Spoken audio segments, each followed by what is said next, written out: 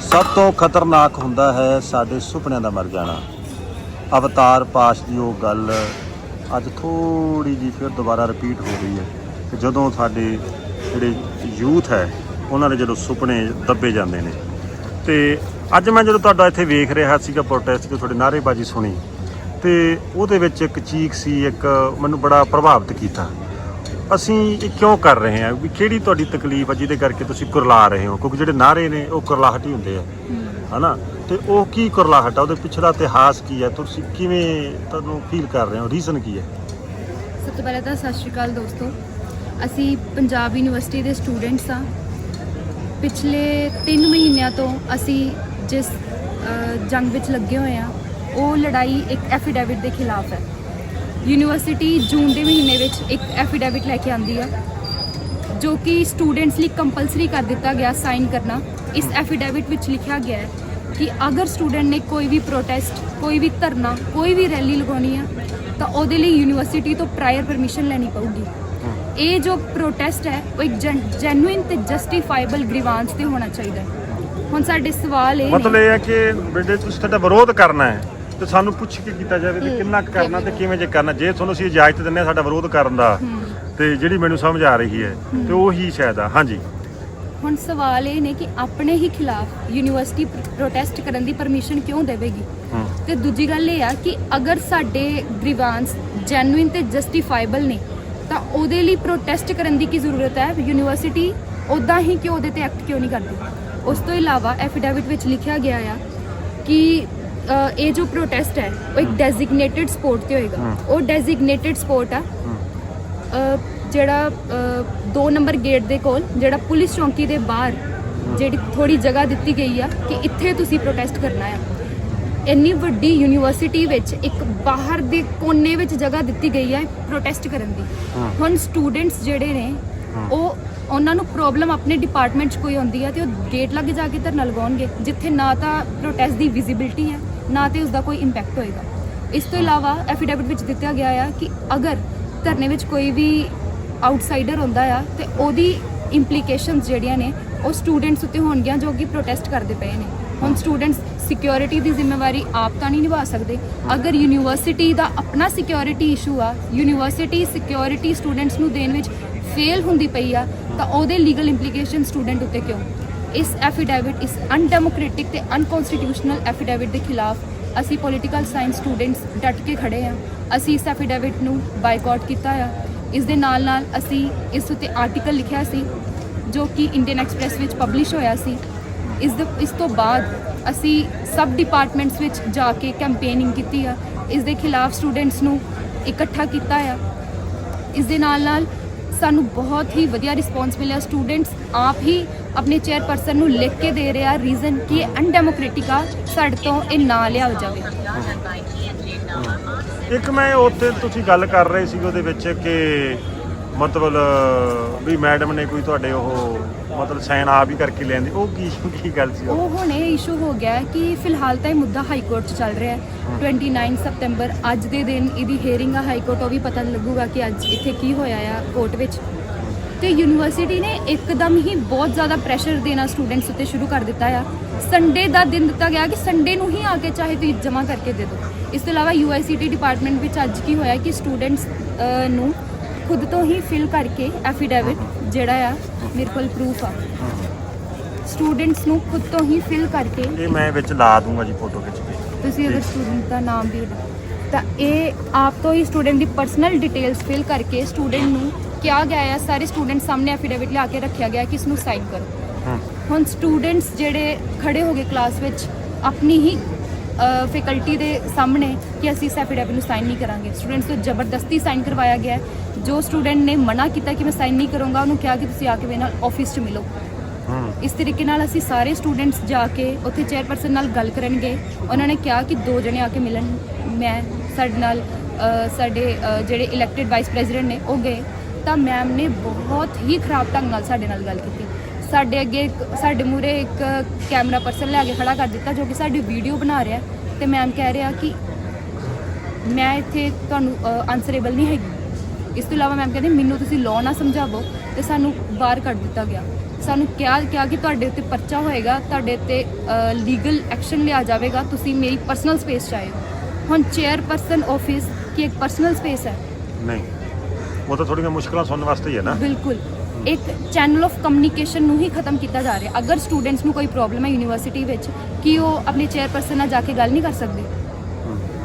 ਇਸ ਲਈ ਅਸੀਂ ਸਵੇਰ ਤੋਂ ਉਹ ਤਾਂ ਤੁਹਾਡੇ ਮਾਈ ਬਾਪ ਹੀ ਹੋ ਗਏ ਨਾ ਇੱਕ ਤਰ੍ਹਾਂ ਦੇ। ਬਿਲਕੁਲ, ਤੁਸੀਂ ਜਾ ਕੇ ਤੁਹਾਨੂੰ ਕੋਈ ਪ੍ਰੋਬਲਮ ਹੋਈ ਤੁਸੀਂ ਦੱਸ ਦਿਓ ਜਾ ਕੇ।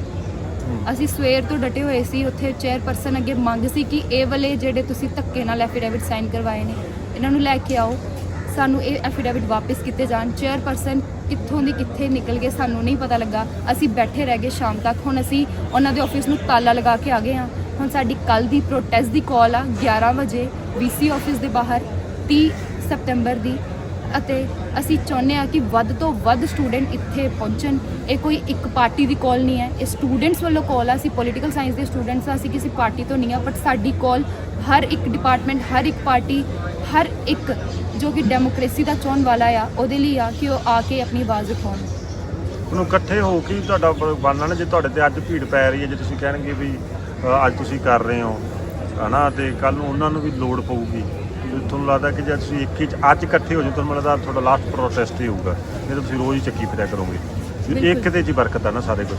ਜਦੋਂ ਦੂਜੇ ਲੋਕੀ ਰੋਂਦੇ ਆ, ਜਦੋਂ ਦੂਜੇ ਦੇ ਜ਼ਖਮਾਂ ਤੇ ਮੱਲਮ ਲਾਓਗੇ ਤੁਸੀਂ, ਤੇ ਤਾਂ ਹੀ ਗੱਲ ਬਣਦੀ। ਕੀ ਰਿਕੋਦਾ ਵੀ ਚੱਲੇ ਤਾਂ ਮੁੰਡੇ ਜਿਹੇ ਹੈਗੇ ਰੇਤਾ ਇੱਦਾਂ ਕਰਕੇ, ਮਤਲਬ ਕਈ ਜਿਹੜੀਆਂ ਜਥੇਬੰਦੀਆਂ ਜਾਂ ਜਿਹੜਾ ਇੱਕ ਮਾਹੌਲ ਕ੍ਰੀਏਟ ਹੁੰਦਾ ਉਹ ਪਹਿਲਾਂ ਇਸੇ ਤਰ੍ਹਾਂ ਹੀ ਮਤਲਬ ਵੇਸਟ ਹੋ ਜਾਂਦਾ ਹੈ। ਹਾਂਜੀ, ਬਿਲਕੁਲ, ਇਹ ਸਿਰਫ ਸਟੂਡੈਂਟਸ ਲਈ ਨਹੀਂ, ਇਸ ਯੂਨੀਵਰਸਿਟੀ ਦੀ ਸਟੂਡੈਂਟ ਪੋਲਿਟਿਕਸ ਲਈ ਹੀ ਬਹੁਤ ਆਉਣ ਵਾਲਿਆਂ ਵਾਸਤੇ ਵੀ ਹੈ।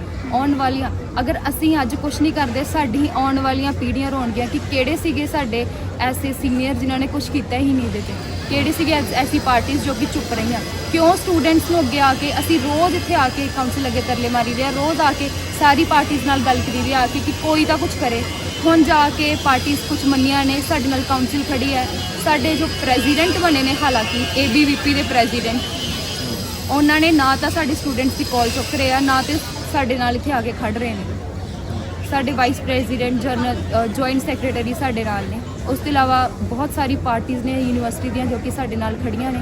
ਤੇ ਤੁਹਾਡੀ ਗੱਲ ਬਿਲਕੁਲ ਸਹੀ ਹੈ ਕਿ ਇਹ ਇੱਕ ਅਹਿਮ ਟਾਈਮ ਆ ਜਿਹਦੇ ਵਿੱਚ ਸਾਰੇ ਸਟੂਡੈਂਟਸ ਇਕੱਠੇ ਹੋਣ ਤਾਂ ਆਪਣੀ ਡੈਮੋਕ੍ਰੇਸੀ ਨੂੰ ਬਚਾ ਸਕਦੇ ਆ। ਹੁਣੇ ਬੋਲੂਗੀ।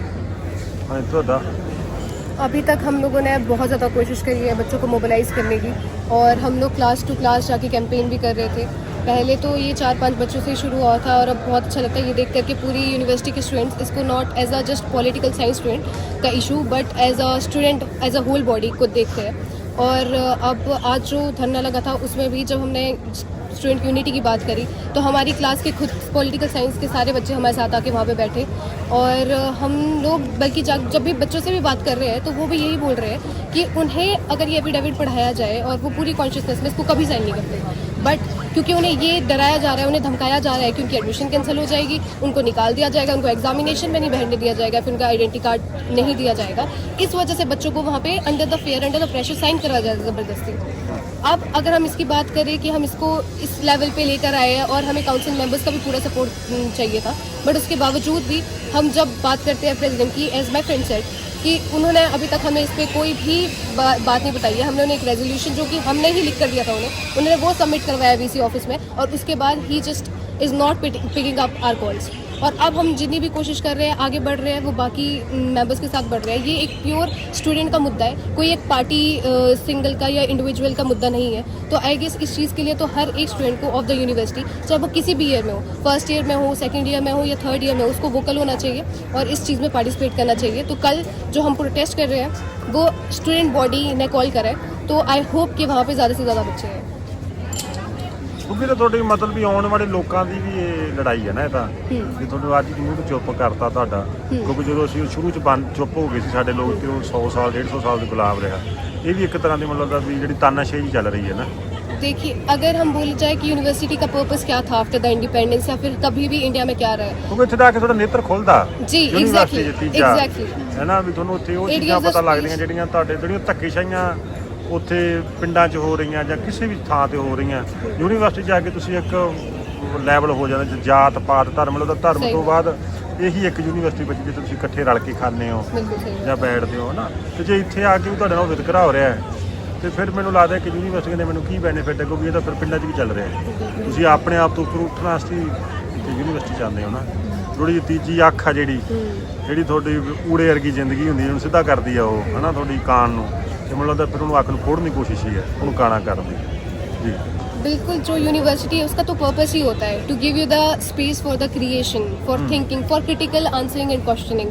अगर हम यहाँ पे खुलकर बात करने से भी डर रहे हैं, और ये माहौल सिर्फ हमारी यूनिवर्सिटी में नहीं, ग्लोबली, चाहे हम इंडिया में बोले, चाहे हम नेशनल लेवल पे बोले, वहाँ पे स्पेस को ख़त्म किया जा रहा है। आप अगर कुछ बोल दो कि आप किसी पॉलिसी के खिलाफ हो और वो आपको बेनिफिट नहीं दे रही है, तो आप उसके अगेंस्ट में खड़े हो जाओ, तो आपको या तो UAPA या तो NSA के अंडर आपको डिटेन कर दिया जाता है। तो इस स्पेस में कैसे क्रिटिकल डेवलपमेंट हो सकती है एक बच्चे की? हम बात करते हैं सिक्योरिटी की। यहाँ पे सिक्योरिटी में पहली बात तो स्टाफ की कमी है, स्टाफ ही नहीं हमारे पास उतना भरपूर है कि सिक्योरिटी को इंश्योर कर पाए। फिर ये एफिडेविट बोलता है कि सिक्योरिटी भी बच्चों की जिम्मेदारी है। अब जो एक बच्चा है वो अंदर जाके बैठ के क्लास लगाएगा या फिर ये इंश्योर करेगा कि गेट से कौन आ रहा है, कौन नहीं आ रहा है। और तीसरी बात, यहाँ पे सिक्योरिटी की बात जब ये लोग करते हैं तो ये भूल जाते हैं कि लास्ट ईयर यहाँ पे एक बच्चे की डेथ हुई और जी, और ये फेस्ट में हुआ था, मर्डर हुआ था ये, और वो सिक्योरिटी के सामने हुआ था। और जब वो मर्डर हो रहा था तो वो किसी प्रोटेस्ट या धरने में नहीं हुआ है, लेकिन उस चीज़ का जस्टिस पाने के लिए भी, उन लोगों का पता लगाने के लिए भी इनके जो कैमरास थे तब नहीं चल रहे थे। पर जब यहाँ पे धरने लगे हैं, जब यहाँ पे प्रोटेस्ट हुआ है, तब जाके इन्होंने CCTV फुटेज दी और 1-2 हफ्ते बाद मिला है वो बंदा जिन्होंने उसे मारा था।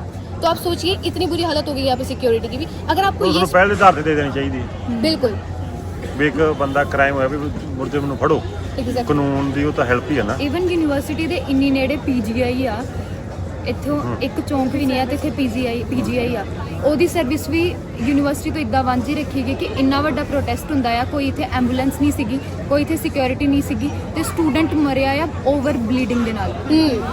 ਉਹਦਾ ਰੀਜ਼ਨ ਇਹ ਨਹੀਂ ਸੀ ਕਿ ਥਾਂ ਹੀ ਮੌਤ ਹੋਈ, ਉਸ ਸਟੂਡੈਂਟ ਦੀ, ਅਦਿੱਤਿਆ ਨਾਮ ਸੀਗਾ ਉਹਨਾਂ ਦੀ ਓਵਰ ਬਲੀਡਿੰਗ ਦੇ ਨਾਲ। ਤੇ ਹਜੇ ਵੀ ਯੂਨੀਵਰਸਿਟੀ ਜਿਹੜੀ ਹੈ ਸਿਕਿਉਰਿਟੀ ਦੀ ਜ਼ਿੰਮੇਵਾਰੀ ਸਟੂਡੈਂਟਸ ਤੇ ਦੇ ਰਹੀ ਆ। ਆਪਣਾ ਸਿਕਿਉਰਿਟੀ ਫੇਲੀਅਰ ਨਾ ਸਾਡੇ ਨੈਸ਼ਨਲ ਲੈਵਲ ਤੇ ਮੰਨਿਆ ਜਾਂਦਾ ਆ ਤੇ ਨਾ ਹੀ ਹੁਣ ਯੂਨੀਵਰਸਿਟੀ ਲੈਵਲ ਤੇ ਵੀ ਮੰਨਿਆ ਜਾ ਰਿਹਾ। ਸਾਰਾ ਕੁਝ ਜੋ ਕਿ ਡਿਪਿਕਟ ਨਿੱਕੇ ਉਪਾਮਾ ਹੋ ਰਹੇ ਆ ਇੱਥੇ ਹਰ ਪਾਸੇ, ਜਿਹੜਾ ਉਹ ਸਰਜੀਕਲ ਸਟ੍ਰਾਈਕ ਹੈ ਨਾ ਵੀ ਇੱਕ ਤਰ੍ਹਾਂ ਦੀ ਮਾਨਸਿਕ ਤੌਰ ਤੇ, ਇਹ ਵੀ ਇੱਕ ਕਤਲ ਆ, ਇਹ ਤੁਹਾਡੀ ਨਾ ਰੂਹ ਦਾ ਕਤਲ। कंप्लीटली एक्ट ऑफ ओमिशन, जो कि या तो अथॉरिटीज़ की साइड से, एडमिनिस्ट्रेशन की साइड से और गवर्नमेंट की साइड से आता है। आप करना ही नहीं चाहते, आप सिक्योरिटी ही नहीं रखते हैं, और जब वो सिक्योरिटी ब्रीच हो जाती है तब आप वहाँ के सिटीजन्स को ही ब्लेम कर देते हैं, या तो आप वहाँ पे रहने वाले स्टूडेंट्स को ही ब्लेम कर दे रहे हैं। पर इसमें बच्चों की गलती है। जब बच्चों को यहाँ यूनिवर्सिटी में भेजा जाता है तो माँ बाप एक चीज़ को सोच कर भेजते हैं कि यहाँ पे आपका बच्चा ग्रो करेगा, एग्जैक्टली सिक्योर रहेगा, एटलीस्ट ये एक प्लेस होना चाहिए जहाँ पे वो अपनी बात खुलकर बोल पाए।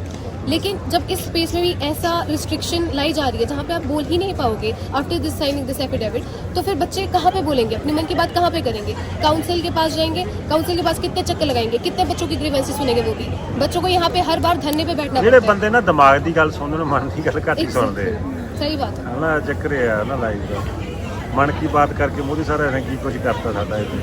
तो ਸੇਮ ਜਿਹਾ ਵਾਪਰ ਰਿਹਾ ਆਲਮੋਸਟ।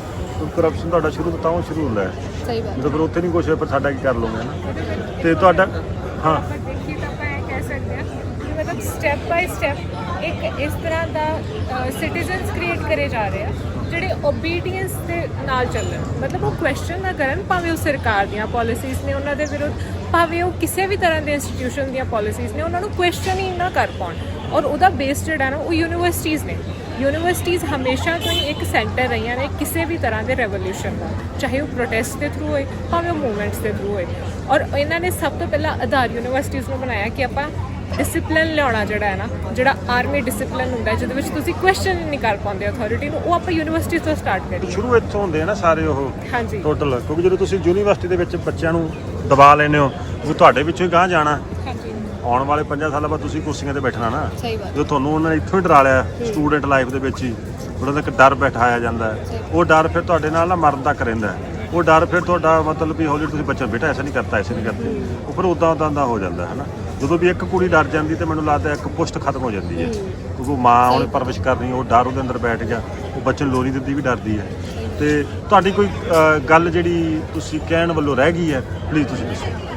और ये जो यूनिवर्सिटी है ये सब कुछ धीरे धीरे कर रही है, एक साथ नहीं कर रही। पहले इस यूनिवर्सिटी ने एक सेनेट को खत्म किया। सेनेट एक बॉडी होती थी जिसमें इलेक्टेड रिप्रेजेंटेटिव होते थे सबके, उसके अकॉर्डिंग ही डिसीजन लिया जाता था। सबसे पहले इसने उसको ख़त्म किया। उसको ख़त्म करने के बाद उसके लिए प्रोटेस्ट हुए, लेकिन फिर भी इस यूनिवर्सिटी में सेनेट वापस नहीं आई। उसके बाद ये यूनिवर्सिटी एक एफिडेविट लेकर आई जिसके चलते अगर बच्चे ने इसको साइन कर दिया और ये पास हो गया तो बच्चे प्रोटेस्ट भी नहीं कर पाएंगे। तो धीरे धीरे ये स्टूडेंट्स की वॉइस को कम कर रही है ताकि जैसा ये बोले हम वैसा करें, जो ये बोले हम वो करें, उसके आगे हम कुछ करें ही ना। तो ਤੁਹਾਡਾ ਸਾਰੇ ਸਾਥ ਦਿਨ ਕਿੰਨੇ ਵਜੇ ਆਉਣ ਜੀ ਇਹ 11 ਵਜੇ 11 30 ਤਰੀਕ ਨੂੰ ਵੀਸੀ ਆਫਿਸ ਦੇ ਬਾਹਰ। ਪਰਸੋਂ ਹੋ 30 ਸਤੰਬਰ, ਕੱਲ ਕੱਲ੍ਹ। ਕੱਲ ਓਕੇ। ਤੋਂ ਮੈਨੂੰ ਲੱਗਦਾ ਕਿ ਤੁਹਾਡੀ ਆਵਾਜ਼ ਸਾਰੇ ਲੋਕ ਸੁਣਨਗੇ ਤੇ ਉਹ ਬੰਦੇ ਆਉਣਗੇ ਔਰ ਇੱਥੇ ਜਿਹੜੀਆਂ ਆਵਾਜ਼ਾਂ ਕਦੇ ਵੀ ਨਹੀਂ ਦਫਨ ਹੋਣਗੀਆਂ।